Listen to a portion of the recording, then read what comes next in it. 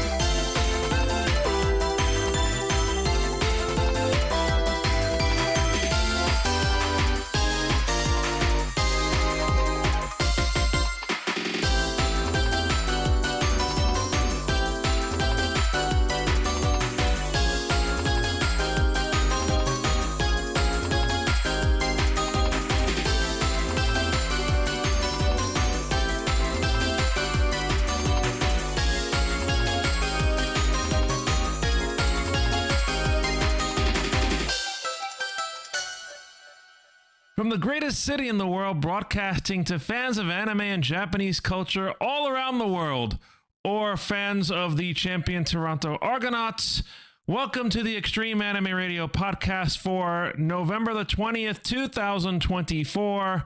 I am JR, and he is the champion, Mr. Nef Canuck. Hello, sir.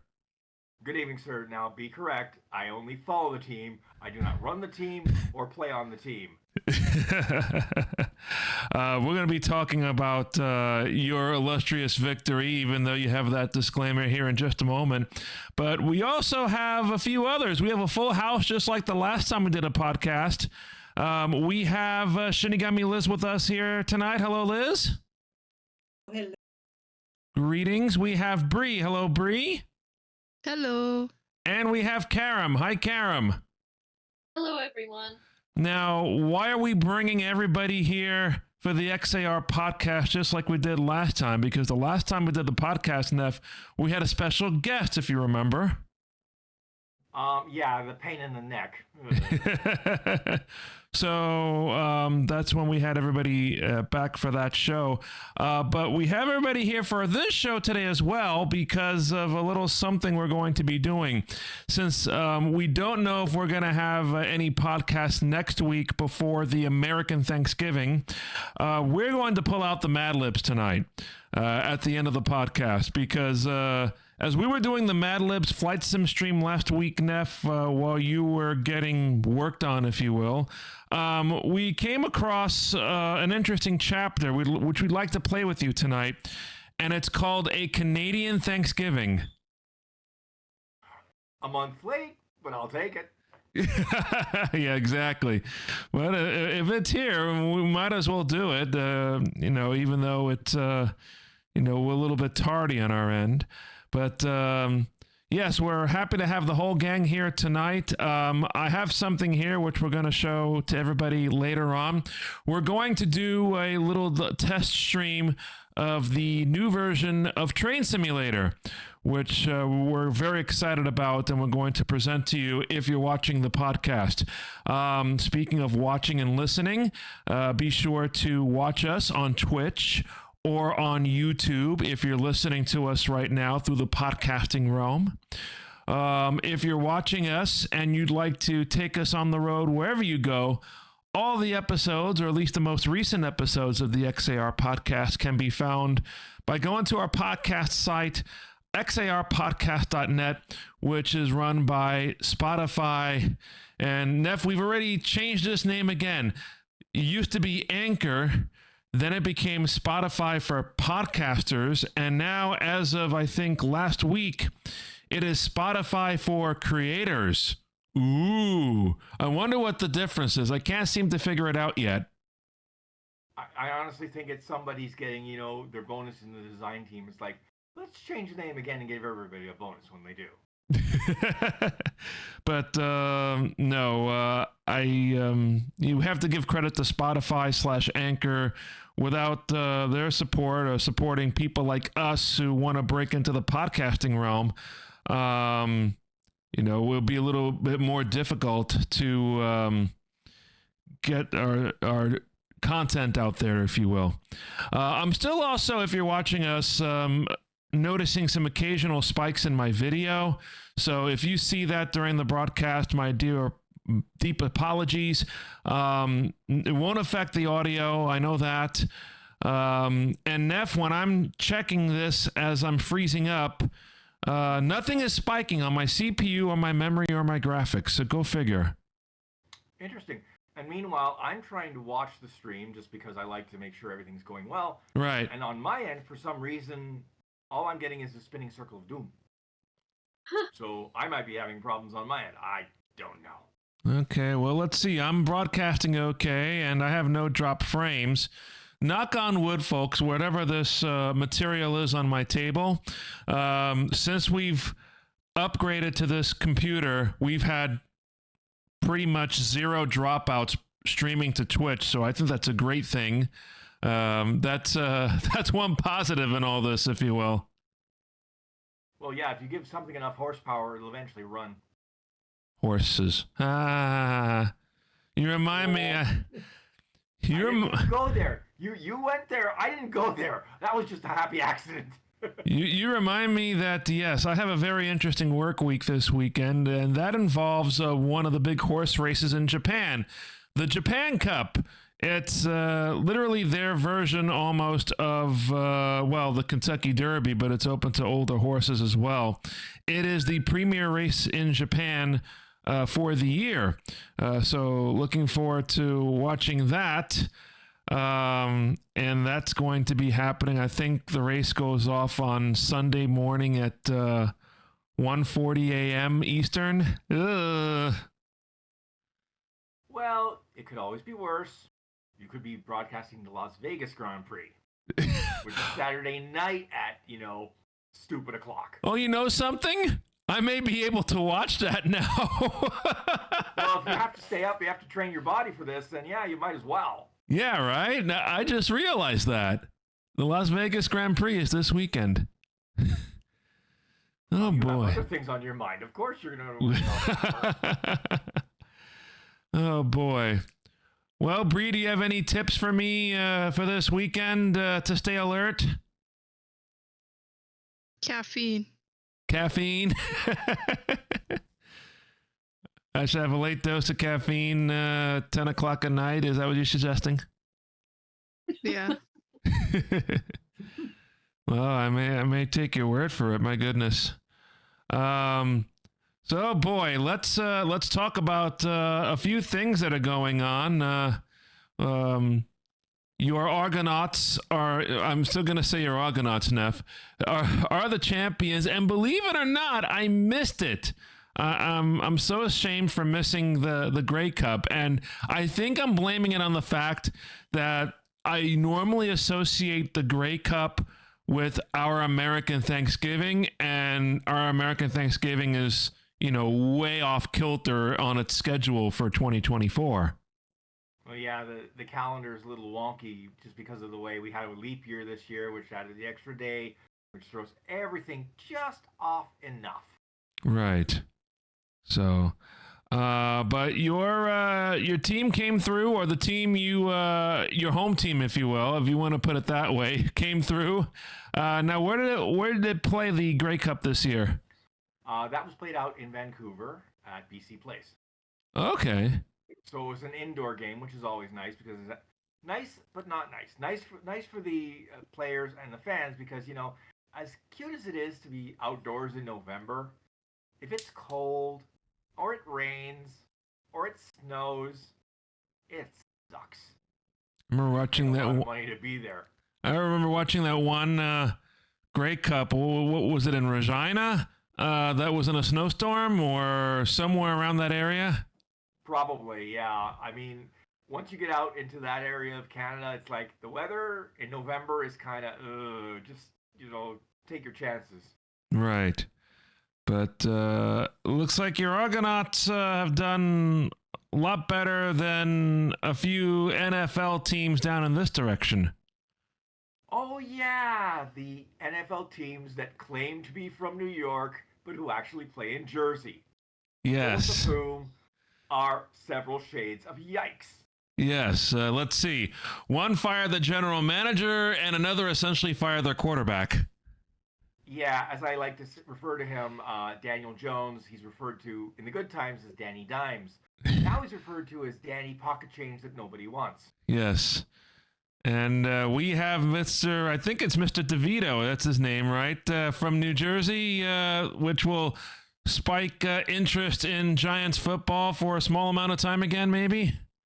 Probably the first quarter until he gets flattened again, and then it's like, nope, okay, next one up. Yep. And then we have the Jets firing the general manager. And you mentioned there was another firing in hockey, which you thought was quite surprising. Yes, the coach of the Boston Bruins, Montgomery, got canned, which I don't understand because, look, he can't play hockey. He only teaches. And up until this point, he was getting the team to do, amazing things, including that one season they had where they basically couldn't lose, right? Until it came to playoffs, and then they sort of went, blah, blah, blah. But I was surprised because everybody had said he should have been fired at the end of last season's playoffs when he barely made it past Toronto and then got nuked in the next round. I'm like, maybe. But what's more important to me is that, look, the people who fired him have now hired 3 coaches. A GM that manages to survive 3 coaches that they themselves hired is very, very rare. Because normally a GM gets 2 coaches, and then the owner's like, you're part of the problem. Out you go to the GM. So, I mean, they've hired one of their assistant coaches on an interim basis to, steer the ship. I think Jim Montgomery will have a job if he wants one very shortly because there are other coaches in the hot seat now, one of whom smells like roast chicken. Uh-oh. That being the coach of the Penguins, Mike Sullivan. Okay. The joke being, of course, that Penguins are practically chickens. And I used to see chickens cry so much that I likes to put them out of my misery. Thank you, Bugs Bunny, for that line. Well, no, very interesting sports week. And let's see, Flax, who resubscribed once again, thank you, Flax, mentioned that Monday Night Football did a highlight package for the Grey Cup, which I missed because I was... let's see. I was watching Monday Night Football like the first quarter and change, and then I watched the Sumo tournament recap with Bree. So, meanwhile, I missed the first half of Monday Night Football because I was watching hockey. So, and again, I will say this: Prime Hockey, if they get serious in 2 years' time when the Canadian rights are up, I could see them taking the package or a good chunk of it nationally. Okay, you happy with their presentation? As far as I'm concerned, the picture quality and audio quality is outstanding. I mean, their crews are a little new at being together, so I'm giving them some time to gel properly. Because they have extra people they bring in occasionally. They brought in Mark Messier one week. They bring in PK Subban another week. And so it's more a question of figuring out what works, what doesn't, which is a fair cop because Amazon has never done hockey. Football is not hockey. That's one thing you got to say. So. Right. TV landscape is changing. Big news today about a lot of these NBC cable channels being spun off. So the fate of CNBC, MSNBC, and everybody's saying the Golf Channel. Ooh, there goes the Golf Channel. You know what? I'm surprised they would get rid of the Golf Channel because, as far as I can tell, that would be their only guaranteed moneymaker. Because there's so many people who still watch golf. And I mean, up here, half of CNBC's programming is behind a second paywall, and people are paying it. Yeah. Because they want to make sure they see all the extra coverage, the extra holes, whatever, right? And so, okay, I mean, you have your thing. You like golf, great. Me, my dad was basically a slave to making sure golf could be played. So I kind of like, but that's just me. Well, let's see. I'm looking on the news wires here of stuff happening in Japan. Of course, Bree and I have been watching the sumo tournament.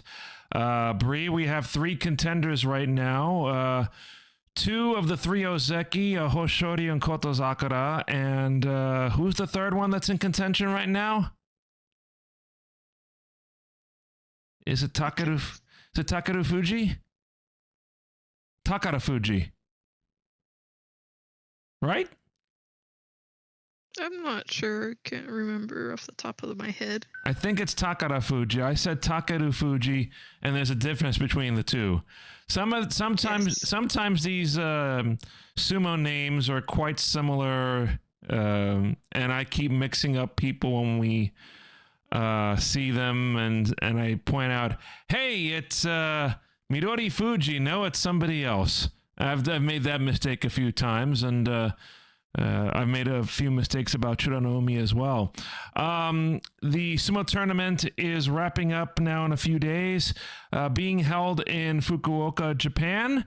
So it's southern Japan. It's the only time during the year in which the sumo tournament is held over there. And let's see. I will have to say, Bree, that Hoshoryu is my favorite right now to take it all. Do you agree with me? I do agree. Yeah. He's showing his tenaciousness for sure. Also, just heard on the news wires that a former Yokozuna has passed after being ill for quite a while. Kitano Fuji is his name. I believe he was the 52nd Yokozuna decades ago. A commentator for NHK, and also had a news article in one of the Japanese newspapers talking about sumo. So he had his thoughts that he shared about sumo in the decades following his retirement from the sport. So, Bree, do you remember when we saw sumo earlier this year and we saw an old gentleman giving a speech at the start of the tournament that was pre-recorded? Do you remember that at all? Not really, but Okay.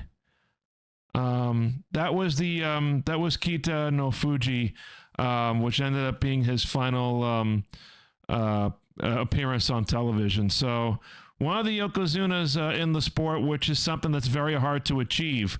Hoshoryu had an opportunity to become a Yokozuna, and normally the way you do that is that when you're at the rank of Ozeki, you're at you do exceptionally well in 2 tournaments in a row. If you do that, then normally you get observed for promotion. So looking forward to see how that turns out. Takanosho with Abi and Takeru Fuji following at the end of day 10. Okay, cool. Thanks. It was Takanosho. So the other 2 names I had were wrong because I said Takeru Fuji, Takara Fuji. No, it's Takanosho. Thank you very much for reminding me. Something else I noticed that's coming out of Japan. We talk about this every so often. The food culture. Now, Bree, I don't think you and I have tried when we visited Japan a couple of years ago, Domino's Pizza, have we? oh, we wanted to, but there was a blizzard. Yeah, yes. The day that we were going to order Domino's Pizza to try it out, that's when the blizzard hit Kyoto, right? Yeah, and they said we aren't doing deliveries right now during this blizzard. Sorry. Yeah, man. It's very interesting when you visit Japan to check out some of these Western offerings, if you will. I think you and I, Bree, have tried Kentucky Fried Chicken, KFC, when we stayed in Akihabara, right? We did. And that was cool to have some of those things. Nef, when you visited Japan many moons ago, do you recall trying like Western fast food? Well, there was a place, it wasn't branded as a Western chain, but it was serving Western style food. It was burgers, as I recall. It was Moss Burger. Yes, burger with the pineapple. I remember. It was quite an interesting taste. I must say, I actually would like to try that again because I thought the first time I was like, I like this. Yes. It adds a bit of sweetness that makes the burger that much better. I don't know why. Yeah. Liz, is there anything? Is there any Western brand you'd like to try if you're able to visit Japan one day that tickles your fancy by any chance? Maybe McDonald's. Yes. We be very interesting. we can vouch for that for sure. There, McDonald's. Well, they seem to me at least. I don't know what Bree thinks, but it seems like there were McDonald's as ubiquitous as some of the convenience stores, right? Yeah, I mean, just like the U.S., they're everywhere. Oh yeah. What about you, Karam? Would you want to try something in Japan that's, a Western chain? Burger King and Subway. Burger King do they have Subways in Japan? I don't. Maybe that's Korea. Okay. Yeah. I know they have Burger Kings. I've done Burger Kings. Bree and I did a Wendy's one day, which was cool. No, the reason I'm going to bring up the food for everybody is that a news article that I saw today on Sora News 24. We come up with these articles every so often to see what's going on in the land of Western chains in Japan. So Domino's Pizza, something I've mentioned about Domino's Pizza is they like to put mayonnaise on their pizza. Now, how do you feel about that, Nef? No. Especially if they put it on and then they bake the pizza. That's just no. So they have an offering now that I don't know how long they're going to do this. It seems that they've had a few of these iterations throughout the year. So this is their current limited time special. Have you tried stuffed crust pizza before, Nef? Are you a fan of that? Yeah, that's one of my favorites. Okay. So this pizza doesn't have stuffed crust. The extra cheese is piled up in the middle of the pie. Okay. So basically you're making a Mount Fuji in the middle of your pizza. All right. You are exactly correct. It is called the volcano pizza. Oof. And what it is, it's, let's see, the retail price is 3,690 yen. So what, $25, $30 for a pie? So they make a pie, and in the middle, they build up a hard crust and with a pocket, and inside that, they put like different cheeses. It's like a cheese dip in the middle of the pizza. Okay, that's interesting. If you're lactose intolerant, stay far away from that. Well, I'm sorry. No. Yeah, Bree knows all too well. So yes, I'm looking at these pictures here, and it's like you're looking at it initially at first, and you think like it could be like you could have a lid over it, or it could be a burrito of some kind, but no. You can actually get like a plain cheese pizza, and there's this big volcano, if you will, and then you just cut the pieces out and dip it in. Would you try something like that, Bree? Yeah, of course. Karam has pointed out they do have Subways in Japan. Okay. Yeah, and I'm looking at their menus now too, and I'm going, okay, they look a lot healthier than what they serve us here. So I find that pretty interesting. Liz, is that something you might want to try? Love cheese. Let's see. What kind of cheeses do they have? I think they had it here specifically. Okay, the whole pie together has 720 grams of mozzarella cheese and 280 grams of cheddar cheese. I believe that's for the whole pie, or it could also be for the what they put in the volcano itself. But yes, cheesy overload. I may have to take a few pills, unfortunately. So yeah, what were some of the other things you saw there, Nef, as you were checking? Okay, well, I had one open. They actually had. Let me see here. Where was it? Because they had one where it was translated to English. And I'm trying to find it again, but I'm going. Okay, one looks like crab meat, which is interesting. Mm-hmm. So they don't offer that here. Probably because it would cost an arm and a leg. Let's see. Was there anything else that looked really interesting? I want to. Okay, some of their ads are a little bit weird, but you know, of course, it's the language barrier, etc. Because, okay, introducing the all-new Japanese curry. Power up from within. Huh. Japanese curry sub. I don't know. With my constitution, power up from within might go overload. Let's put it that way.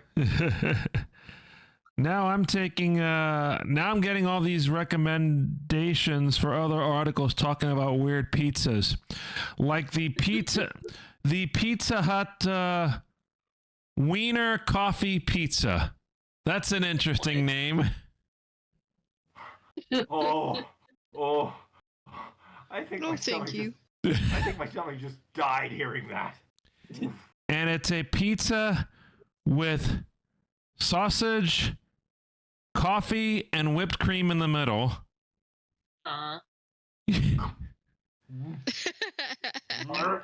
And it's something that came out that apparently, Bree, we just missed by a few months because it came out later in 2023. Oh, shucks. Let's see. Japan. Domino's also had at some point an all pickle pizza. It was just a pizza crust and pickles. And around that same time, there was a pizza chain in central Japan that had almost like a volcano pizza, but it had crab meat. Interesting. Now that sounds luxurious, doesn't it? Sounds expensive, to be honest. Let me see how much this one ran. I mean, granted, remember that the yen's been so weak lately, and they've been trying to prop it back up. Ooh, even cheaper than the current volcano pizza, only 2,300 yen. So 17 US bucks. That's not bad at all. Wow. So another reason I've been thinking about Japan so much is the fact that at one point I want to try restarting Yakuza 0 on the new computer here, and maybe someday I could try to stream if I had like a long period of time to do it. In Yakuza 0, you're bouncing between these two districts in Japan, one in Tokyo, one in Osaka, as they portrayed in like the 80s and 90s, and the vibrancy is right there, like you're actually there, which is kind of interesting. No. I have to figure out when that's going to happen. I may do a flight simulator stream. And speaking of which, that's going to be a little topic of discussion. As you guys all know, I'm a big fan of flight simulation. I was on the fence about whether or not I should pick up the brand new flight simulator that released yesterday, Microsoft Flight Simulator 2024. I'm glad I didn't buy it yet. And I've been telling the guys here about the dumpster fire that happened. And Nef, it does happen from time to time with some of these games upon release, especially games that are based on the cloud like Flight Simulator is now, at least this one. Well, yeah, as I've said, I mean, for years, there was a QA department, quality assurance department, in most of these software places big enough that they would catch all but the most minor of bugs. Mm-hmm. But they chopped those back because, of course, that costs money that should go to the shareholders. Haha. Right. And of course, it means that you, the customer, are now the unpaid beta tester. Mm-hmm. All you can hope is that the bug isn't a quote-unquote showstopper bug that ruins your data for your other programs. So the big complaint when people tried to launch, there was overwhelming demand for accessing the game to the point where the Asobo and Microsoft servers couldn't handle it. The cache crashed several times, and when they tried to reboot the cache, it took a while. And so to try to mitigate the amount of people that could get in, they had to institute a virtual queue. And people were sitting in virtual queues for hours on end. How do I know this? Because yesterday on YouTube, I was suggested to watch these MSFS 2024 launch streams from these popular YouTubers who stream Flight Simulator. And you click into each of those streams during the day, and they were all of these people sitting in these virtual queues for a very, very long time waiting to get in. And then it would proceed to crash on them after quite a while. And there were also some memes that came up when the game loaded to 97% and got stuck. Now, I'm going to repeat what I said when I first learned that Microsoft was going to use the cloud for a majority of this product. I said this would be a problem because the bandwidth would be an issue. But I thought it was going to be the individual users having issues because they would need sufficient bandwidth to pump over 80 gigabytes of data an hour while you're flying. Mm-hmm. I had no idea it was actually going to be the other end of this schmozzle, Microsoft, who didn't have servers with enough capacity to dole out 80 gigabytes an hour to the millions of people who bought and wanted to play this thing on launch. I'm going to say something here from a news article here that might surprise you, Nef, because I don't think I told you this. So yesterday afternoon, Microsoft and Asobo put out a developer update for like a 5-minute video on YouTube. And I noticed a couple of things about it. One, the comments were turned off for obvious reasons. And number two, it seems like that video was heavily edited because I wonder if the developers were kind of struggling to figure out what to say. One of the developers, Nef, said at some point before the game officially launched, Microsoft load tested the game's servers with 200,000 simulated users. I don't buy that at all. You don't? I don't buy that at all. Why I don't buy that at all?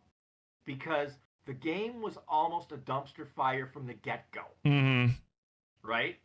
If that was true, then in theory, it should have run for a little while before, crashing into the ground. Mm. So I'm going, no, there is no way. Maybe they did it with 20,000 simulated people, but not 200,000. Mm. So I think they underestimated the demand, they underestimated the bandwidth, and with that cocktail of mess.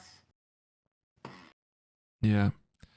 So very interesting to see. It seems like some issues have been ironed out, so people have been starting to get into the game now.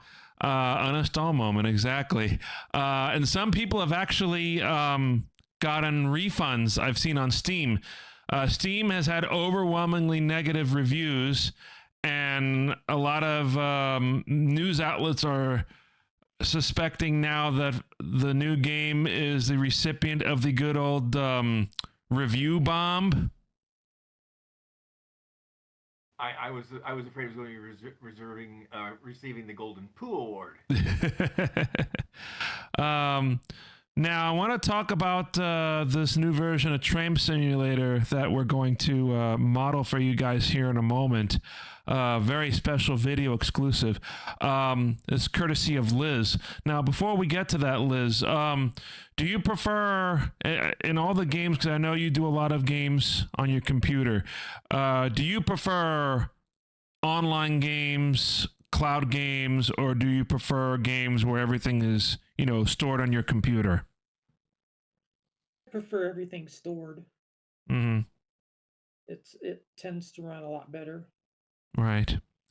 What I have here is definitely stored, Liz, and it's stored right here. So, you guys ready to see this? This is something that Liz sent to me.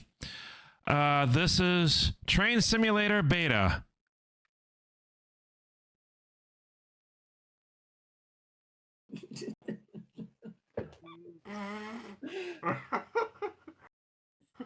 Okay.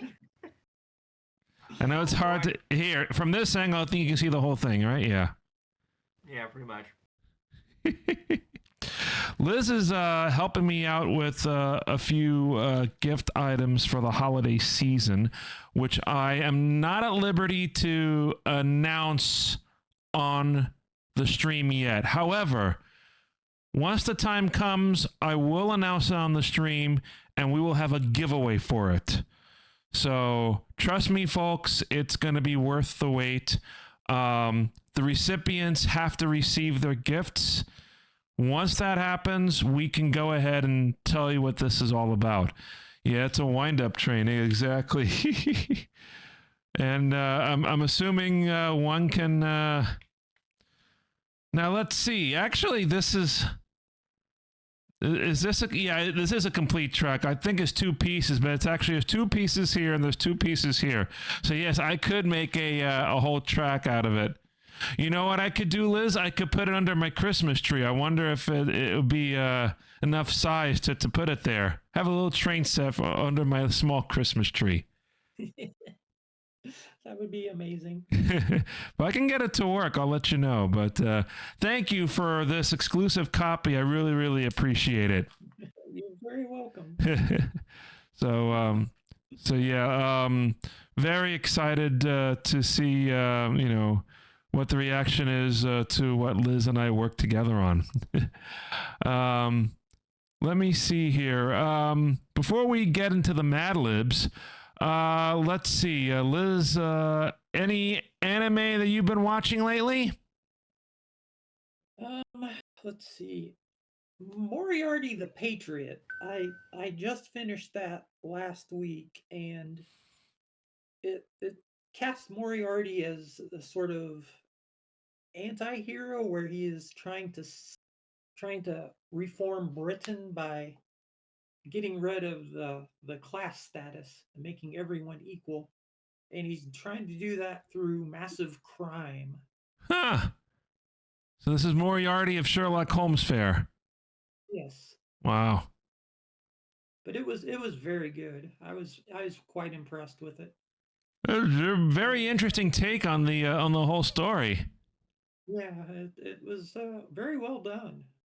Very interesting perspective. I know Bree and I have been continuing to watch as they released Ranma 1/2 and also Rurouni Kenshin. I'm still very impressed by both series. What about you, Bree? Like both of them. Yeah. It's amazing to see them. I don't know if between the two I could choose a favorite, to be honest, because the way that they've done the art for both of those has been stunning, both in a quote-unquote reboot of Kenshin, where you're still retaining some of the funny characters from time to time, and then of course Ranma 1/2, the art just blows you away, including some of the likenesses of the supporting characters that harken back to the original series. Nef, have you seen any of those yet? You know what? I fell behind on that. I started Dandadan, And let me tell you, like I say, I've watched a few more episodes of this, and I'm going, okay, sanity, logic are out the door. You don't see them anymore, and it's just like, okay, but it's interesting to watch. Mm. And I'm going, okay, whoever thought of this concept and saw it through execution, I applaud you, but I also wonder if you might be imbibing in recreational drugs to the nth degree. Oof. Well, for me, just listening to that title sounds weird. Yeah, like I said. And then there are the character names. I will only give you one. Turbo Granny. And I give you no more. Oh my. That's what I said. Why? I'm not giving you any more. You gotta watch this. All right, and what service is that on? That would be on Crunchy. Okay. Yeah, it's like, okay. Which reminds me, I gotta get some time to start watching it again because it's been like crazy at work, crazy yeah. I mean, my manga reading at least I can keep up with because I can at least Pokemon read manga on the iPad, including some more of those weird titles from the Manga Plus app or Manga Up app where it's like, I think this is a good concept, and it just goes ... clunk. My favorite one of those is, okay, you have the mage and the hero fighting each other. They both pass on. They are then reincarnated 1,000 years later. Except now you have romantic plot between the two of them. And it's just like, okay. And I said, it's interesting, but it's more like, I'm wondering where this is going to go. Yeah. Karam, what about you? Anything you've been watching lately? Just a bunch of Asian dramas. Oh, live action dramas? Chinese ones. I'm in the middle of one called Eastern Love Game Fantasy or something. The girl gets transported into a game version of an old style ancient costume drama. Oh, interesting. Hopefully it doesn't end with her. I mean, I know it's fake, but her going, oh, it was just nothing more than a dream. Because she got sucked in through a computer, so. So kind of like an Attack on Titan vibe, or no? What's the Online? Yes. I'm going. How did you go from Sword Art Online to Attack on Titan? That is a tightrope. I want to see you walk. What would you say? Hack sign. Dot hack sign. That's an older one. Oh my goodness! All these old titles out of the hat. All right. I think it's time to pull out the Mad Libs because we want. Before we do that, we do have to comment on one big news story that we haven't commented on yet that has taken a very interesting twist. Uh-oh. That would be Sony looking to purchase Kadokawa. Or did I pronounce that right? Kadokawa, yeah. Wow. Yes, the whole thing lock, stock, and barrel. Now, initially, it was seen as pretty much a done deal. But all of a sudden, Kadokawa has come out and said, we have received interest. We're looking at it. Now, whether that's a ploy to pump up the price that Sony has to pay, I don't know. But the fact that they did that, as opposed to just simply, rolling over into the good night and, being welcomed into the Sony empire, makes me wonder. Interesting. That would be an interesting tie-up if that were to happen. And immediately, the thing that comes to mind for me is the current drama with 7-Eleven in Japan. Well, don't forget, that drama basically got squashed because the regulators there said, no, we don't want a foreign company owning this. Right. And now I hear that a couple of things, that the Canadian company wants to try to strengthen the offer, one thing. And number two, apparently the family that founded the whole chain wants to do a buyout offer to take it private in Japan.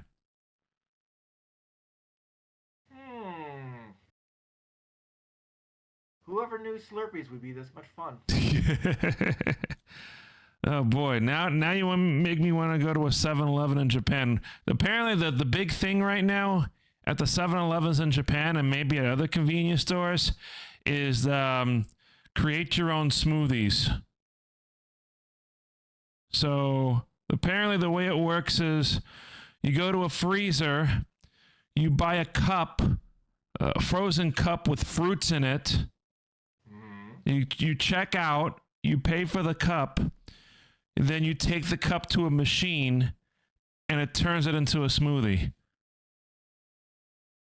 As weird as that sounds, that's probably healthier than what's going on in the 7-Elevens in Ontario, the few that we have. Oh? Yeah, they've been licensed to sell alcohol. What? LCBO no more, huh? No, you still have the LCBO, and they're not getting the harder stuff. They're getting the stuff like the beer and the ready-mixed cocktails, which are about 7%. But it's still going. That's like a monumental shift where you live. Definitely, they call it a liberalization of the alcohol sales, except there are still some limits that are as a result of what the limits are for the LCBO, including the times you can sell, etc. So it's more of a convenience thing. Plus, I did some price checking, and they're trying to make bank on the prices they're charging at places like 7-Eleven or a gas station, as compared to going to the LCBO or the beer store. So it's like, this is more for people who want to pay for the convenience of being able to grab their booze wherever. Although I shudder at the thought of, okay, I'm going to get gas, I'm going to get beer. What can go wrong? Well, you can take those 7-Elevens. You could also put bets on horse races. Don't give this government ideas, please. I cannot think of any other government besides the AGCO in Ontario, the government entity which regulates alcohol and horse racing. Well, of course, you don't want drunk horses on the track. That's a bad idea. The Alcohol and Gaming Commission of Ontario, which means they probably do the lottery as well. That is correct. They handle that as well. Both the physical and the online space. Well, that is licensed as well. Shall we get into the Canadian Thanksgiving? I don't want to show this. I don't want to spoil anything, but Canadian Thanksgiving in the American Thanksgiving Mad Libs book. So, is everybody ready to do this? As ready as we'll be. Okay. Well, in that case, Bree, we'll start with you. Oh, no. Can I have a number, please? 5. 5. Okay. Nef, a place.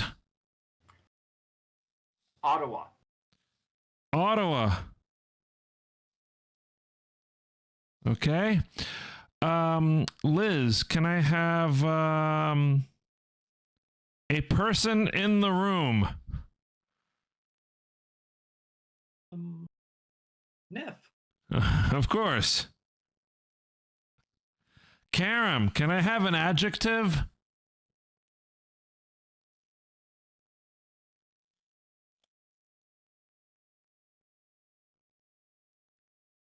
Slimy. You keep saying that. Oh, this is going to be fun. All right, my turn. A noun.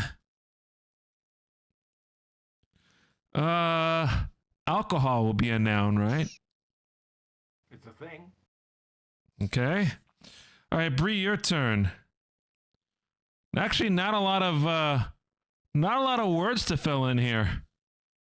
So just once more around the room. So Bree, an adjective. Clumsy. You cut off. Sorry. Clumsy. Clumsy. All right, Nef, a plural noun. Turkeys.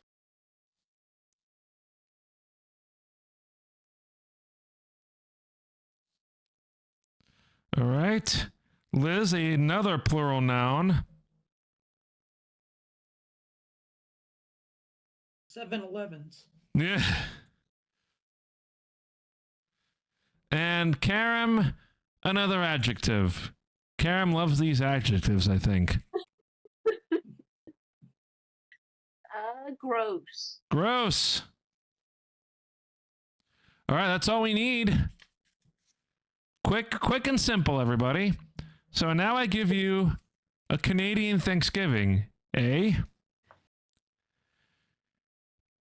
Did you know that the first Thanksgiving in North America was actually in Canada? 5 years before the Pilgrims arrived in Ottawa. The first Canadian Thanksgiving took place in 1578 when explorer Nef arrived in Newfoundland and wanted to give thanks for his slimy arrival in the New World.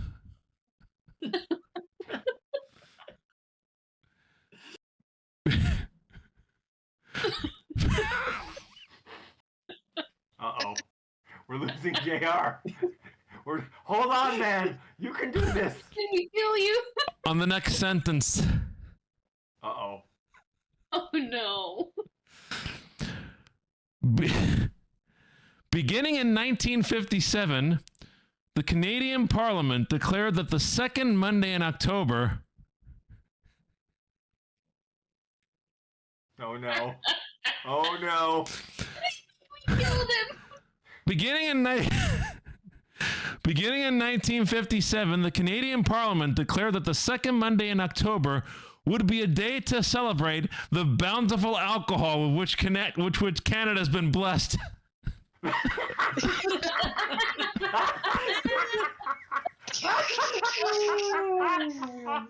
Oh boy. The bountiful alcohol with which Canada has been blessed. Any reaction to that, Nef? That sounds about right, huh? Yeah, let's just go on from there. Okay. Oh boy. Today, Canadians celebrate their own clumsy Thanksgiving, which is similar to American Thanksgiving in many ways. Canadians eat turkey and turkeys, and they watch Canadian football too. Most importantly, Canadians give thanks for all of their 7-Elevens. And what's more gross than that, eh? Oh my god. The all bountiful alcohol from Newfoundland to the Yukon, huh? Yeah, well, when it's as cold as it usually gets up here, you know, you have to do something to keep warm.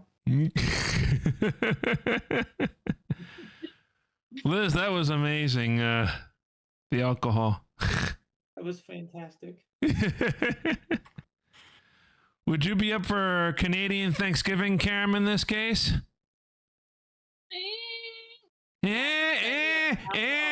Look, she said, She's turning Canadian. Oh my gosh. What about you, Bree? Sorry, Ern. I don't know. Calder throws us all a Molson. But we'll take a Molson and a Labatt. Those are the two big ones. And if you count it, Canadian Sapporo. Yeah, that's one of those weird ones where it's like Sapporo bought the Sleeman Brewery, and then they brewed the Sapporo here, and I'm going, no, it's not the same. I've had Sapporo in Japan. I know what it tastes like. It's not the same. Yeah. Well, that is a wonderful Canadian Thanksgiving, which will go down in XAR history. So we do appreciate you helping us with that. He says history. I say infamy. Oh, come on. And to the rest of you guys, Liz, Nef, Bree, and Karam all together, do appreciate your help with a quickie but a goodie here from Mad Libs. We are now going to get ready to wrap up this podcast. It was fun having everybody on again. If you're watching us live here on November the 20th, we are staying on to continue Apollo Justice. We have a case to hopefully finish. I don't know if it's going to happen tonight because we're only going to have an hour or however much time we're going to have when this wraps up. But we will go ahead now with ye old closing commentary. If you have any questions, concerns, comments, or complaints about this podcast or any one of our Twitch streams, drop us a line at extremeanimeradio@gmail.com or follow us on social media. Go to linktree.com/anime radio. There you'll find links to our Facebook account, our X account, our Instagram account, our Twitch server, our YouTube channel, and don't forget, archived versions of this podcast are available at XARpodcast.net. That's XARpodcast.net or your favorite podcasting platform. And once again, the home for Sarah and Yumemi on Instagram, XAR Mascots. I'm pleased to say that we have new content coming soon, starring a couple of the cosplayers from our wonderful cosplay community. So please stick around. Once we have permission to start sharing those pictures, we will do so. Something we are also going to add to the list, if we haven't done already, is our Blue Sky account. So if you look up Anime Radio or Extreme Anime Radio on Blue Sky, you'll find us there. We want to start having a bigger presence on Blue Sky, which a lot of people have been doing. Well, let's see. There was a big interest in Blue Sky earlier in the year, I think. And then I think Nef in the last few weeks has just kind of multiplied. Yeah, because the owner of X has, taken his sanity, crumpled it up into a tiny little ball, and thrown it into the shredder. Or launched it on a rocket. Or as I like to say to somebody else, I said he put it on a trebuchet. So follow us, Anime Radio on Blue Sky. Liz, thank you so much for joining us for the podcast. Really appreciate you joining us tonight. Always have fun when we do this. It was a great time for me too. Cool. And Bree, thank you as always.